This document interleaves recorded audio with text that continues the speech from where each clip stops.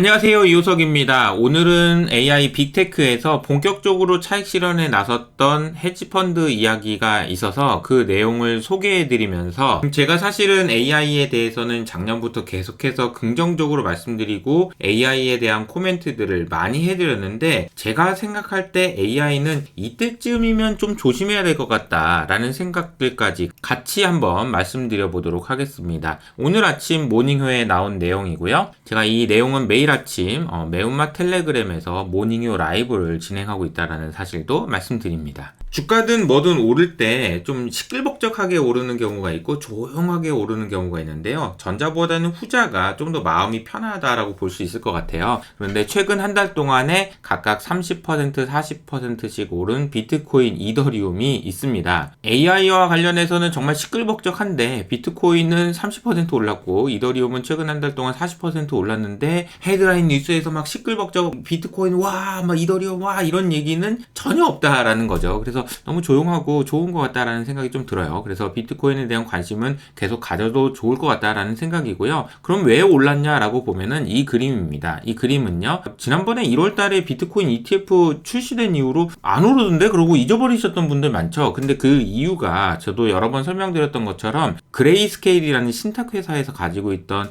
비트코인을 계속 매물로 내놨기 때문이거든요. 근데 이 빨간색이 점점 없어지면서 이제 요즘은 거의 없다. 그래서 새로 들어오는 그런 자금들이 있었다라는 거죠. 다시 말하면 비트코인과 관련돼서는 ETF가 출시되는 이벤트 전후로 손바뀜이 이루어졌다라는 이야기라고 보시면 되겠습니다. 어쨌든 이제 2월이 끝나간다라는 얘기는 이제 3월이 된다는 얘기고, 그러면 3월 다음에는 4월인데 4월 달에는 비트코인 반감기잖아.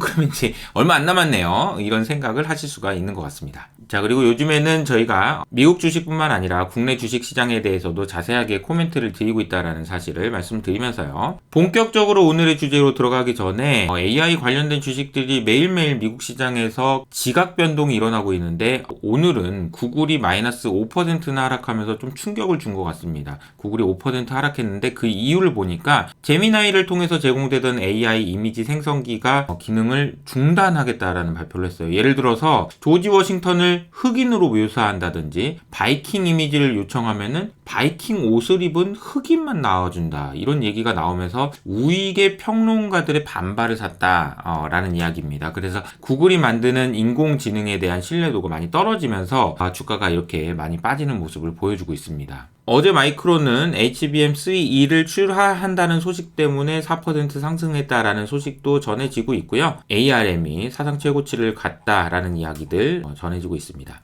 오늘 소개해드리려고 하는 중요한 핵심이죠. AI 빅테크 기업에서 중요한 손바뀜이 시작되고 있다라는 이야기입니다. 비트코인 ETF가 시작된 이후로 손바뀜이 진행되는 과정에서 뭐야? 이런 생각이 들다가 결국은 또 다시 올라갔던 것처럼 저도 AI 관련된 주식들도 그런 과정을 거치지 않을까라는 생각을 하고 있는데요. 이 내용을 설명드리기 위해서 아주 중요한 개념이 Net Exposure라는 것과 Gross Exposure라는 개념이에요. 그래서 이 개념은 이렇게 설명드릴 수 있을 것 같습니다. Net Exposure라는 거는요, 예를 들어서 헤지펀드가 롱을 100억을 하고 숏을 30억을 하게 되면요, Net Exposure는 70억이 되겠습니다. 100에서 30을 빼야 되니까 그렇죠. 그런데 그로스 익스포저는 뭐냐면요, 이 두 개를 절대값으로 더한 값이어가지고 130이 된다라고 보실 수가 있습니다. 그런데 이것을 만약에 어떤 사람이 내가 주식을 산 거는 정말 많이 오를 것 같은데 판 거는 많이 빠질 것 같으니까 이걸 둘 다 동시 늘려보자라고 하면 어떤 의사결정을 하게 되냐면요, 롱을 150억을 하게 되는 거죠. 주식을 150억으로 늘리는 겁니다. 그리고 숏 공매도도 30억에서 80억으로 늘리는 거죠. 그러면 넷 익스포저는 어떻게 되냐면요, 똑같이 70억이 되는데 그로스 익스포저는 230억이 된다는 거죠. 자, 이 그림이 딱 그렇습니다. 그로스 익스포저는 급격하게 늘어나는데 넷 익스포저는 그대로 유지된다라는 걸 보니까 헤지펀드들이 무언가는 계속 사면서 무언가는 계속 팔았다라는 건데요. 그것이 아마도 AI와 관련된 건 엄청 계속 사면서 나머지 주식을 다 팔았다라고 볼 수 있을 것 같습니다. 그런 플레이를 언제부터 했냐라고 보면 2023년 작년부터 계속 했다는 말씀을 말씀드렸고 저도 이걸 정말 여러 번 강조해서 말씀드렸던 것 같아요.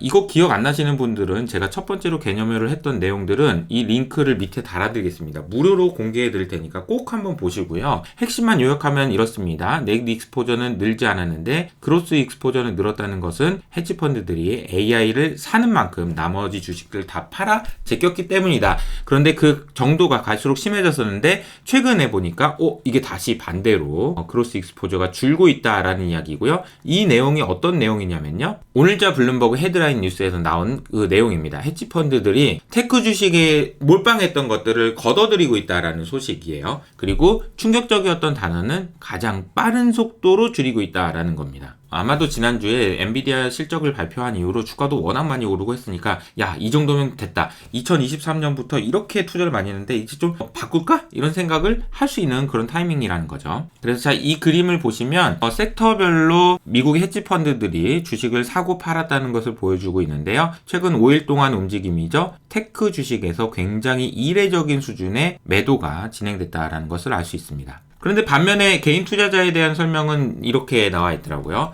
엔비디아 살려고 다 팔았다. 이제 바뀌고 있다라는 이야기인 거죠. 기관 투자자들에서 개인 투자자들로 수급이 이동되고 있다라는 이야기인데요. 이렇다 보니까 테크 주식에 대해서는 요즘엔 아무도 안 좋은 얘기를 못하는 것 같습니다. M7 주식을 공매도 할 때 드는 비용을 이 그림에서 보여주고 있는데요. 이 그림을 보시면 계속해서 낮아져서 이제는 빅테크 안 좋은 거 아니야? 이런 얘기조차 그런 못하는 분위기라고 보시면 되겠습니다.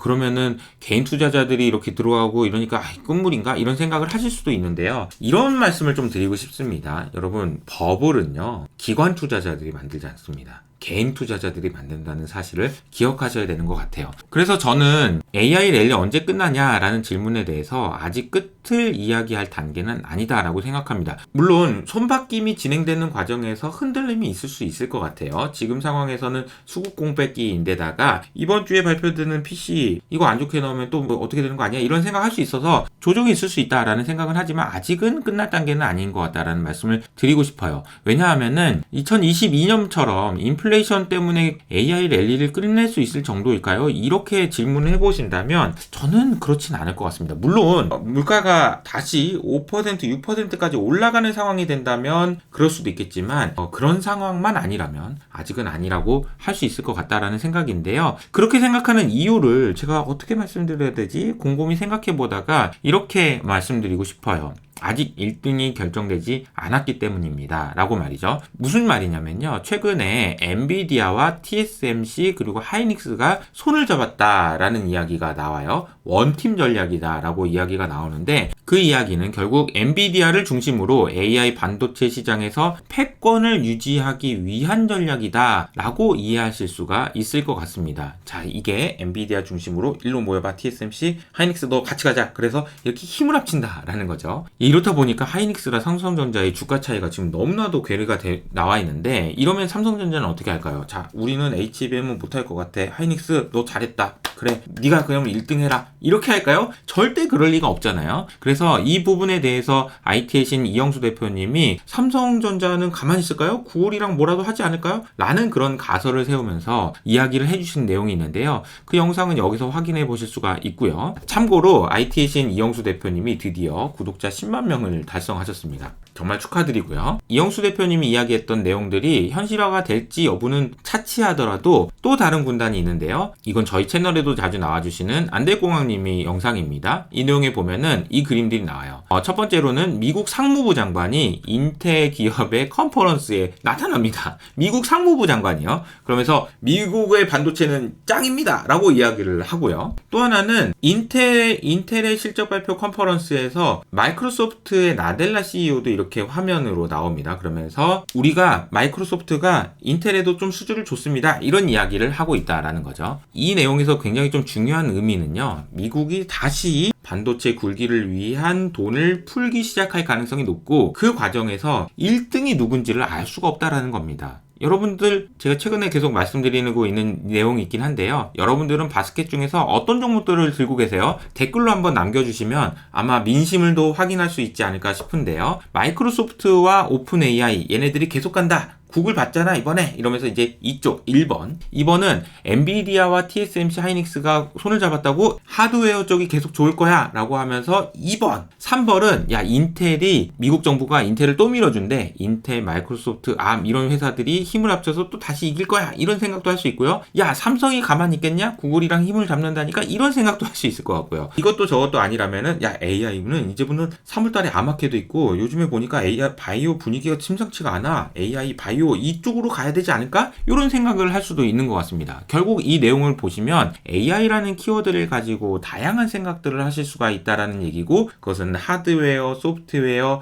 혹은 바이오까지 연결된 다양한 분야에서 계속해서 기회가 있을 수 있다라는 생각을 하시는 게 좋을 것 같다라는 생각인 거죠. 결론적으로는 전방 산업에 대한 기대감 그리고 중간에서 절대 포기하지 않는 빅테크들의 경쟁적인 투자가 AI 랠리의 핵심 키라고 본다면 이 AI 랠리는 아직까지는 끝을 이야기하기는 좀 이르지 않나라는 생각이 듭니다. 저도 늘 고민하고 있어요. 어떻게 하면 언제쯤 차익 실현을 해야 되나? 아직까지는 아닌 것 같다라는 말씀을 드리고 싶습니다. 다시 한번 말씀드리지만 요거 중에서 여러분들은 어떤 것을 제일 좋아하는지 밑에 댓글로 꼭 달아주시고요. 오늘 영상이 도움이 되셨다면 구독과 좋아요를 부탁드리겠습니다. 그럼 저는 여기서 인사드릴게요. 안녕!